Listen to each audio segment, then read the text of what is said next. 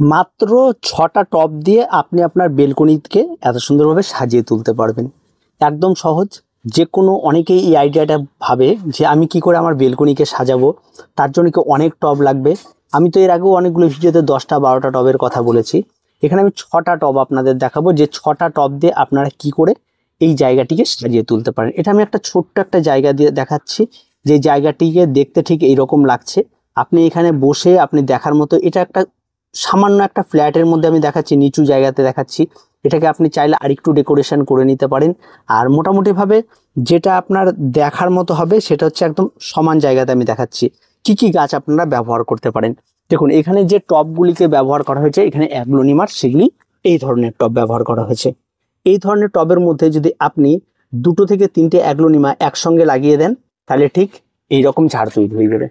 তাহলে যদি একটা টব কেনেন, এই টবটির দাম কিন্তু পড়বে 100 টাকার মতো।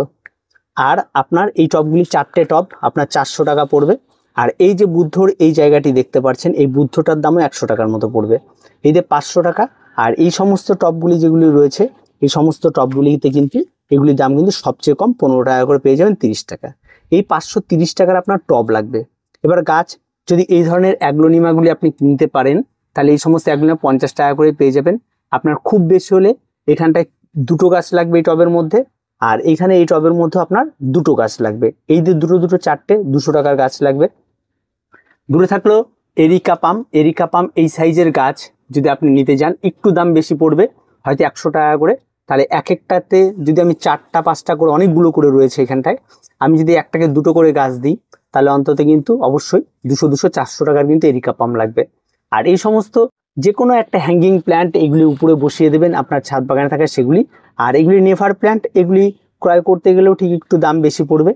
ঠিক আছে, তো এই দিয়ে যদি একটা হিসাব করা যায়, তাহলে 1000 টাকার গাছ এবং 500 টাকা, 1500 টাকার মধ্যে আপনি আপনার একটা বেলকনিকে খুব সুন্দরভাবে সাজিয়ে তুলতে পারবেন।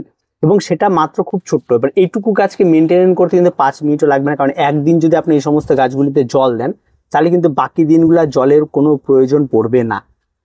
একদিন জল দিলেই হয়ে যাবে, কারণ এই যে এত বড় টব, একদিন জল দেওয়া হয়েছে, আজ পর্যন্ত এখনো পর্যন্ত জল দেওয়া হয়নি, ভেজা রয়েছে।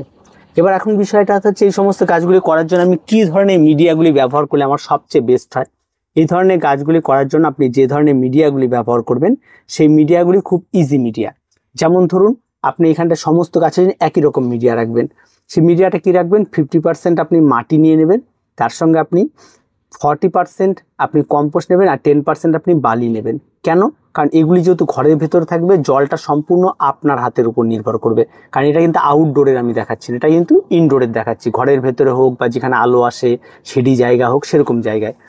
তাহলে কিন্তু সেই সমস্ত জায়গার জন্য কিন্তু কোনো রকম কোনো ড্রেনেজের বিষয়টা দিয়ে আমি খেয়াল রাখছেন, সেটা সম্পূর্ণ আপনার হাতে। আপনি জল দেবেন, আপনি কিভাবে রাখবেন সেটা সম্পূর্ণ।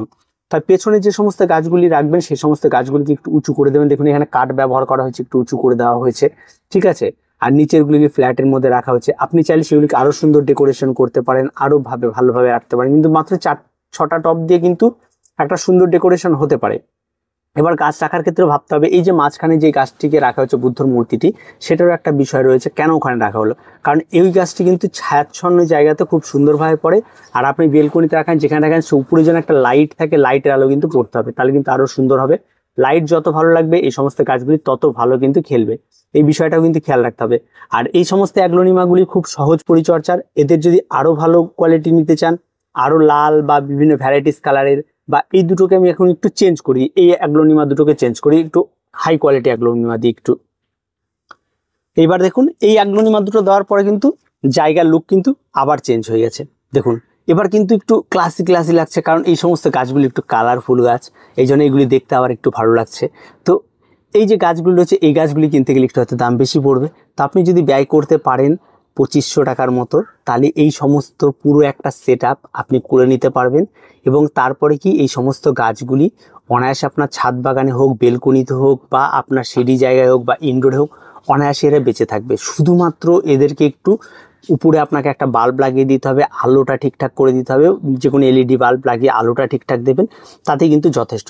আর তেমন কিন্তু কিচ্ছু লাগবে না। এই ধরনের বাগান কিন্তু অত্যন্ত সহজ। এগুলি যখন তখন করা যায়, যখন তখন এরকম বাগান বা এরকম 2-4টে টব দিয়ে কিন্তু ঘর সাজিয়ে ফেলা যায় অনায়াসেই। অনেকেই এক গাদা করে টব কিনে ফেলে, এক গাদা করে গাছ কিনে ফেলে, কিন্তু তার পরবর্তী দেখা যায় তারা সেগুলি কি করবে নিজেরাই ঠিক করে পারে না। তাই এটাকে চেঞ্জ করা হলো, এভাবে করে দেওয়া হলো। তো এভাবে আপনারা আউটডোর হোক বা ইনডোর হোক যে কোনো জায়গাকে কিন্তু সাজিয়ে ফেলতে পারেন। আপনি সেখানে বুদ্ধর জায়গাটা অন্য আর একটা মূর্তি দিতে পারেন, ঠিক আছে।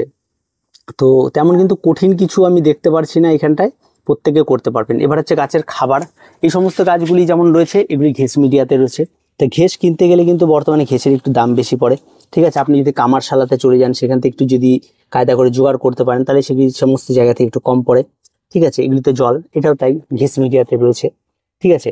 কিন্তু এই ধরনের সেট, এত বড় গাছ, অ্যাগ্লোনিমা, এই সমস্ত গাছগুলি কিনতে গেলে কিন্তু অনেকটা বেশি দাম। যেমন এই গাছগুলি অন্তত 150 টাকা করে পড়বে, অন্তত আপনার একটা টবের মধ্যে 5 থেকে 6টা লাগাতে হবে।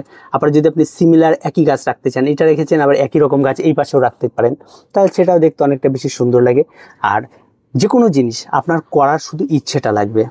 নেভার প্ল্যান্ট এইগুলি রয়েছে ভ্যারাইটি, আরও নতুন নতুন প্রচুর ভ্যারাইটি পাওয়া যায়, সেগুলিকে আপনি রাখতে পারেন।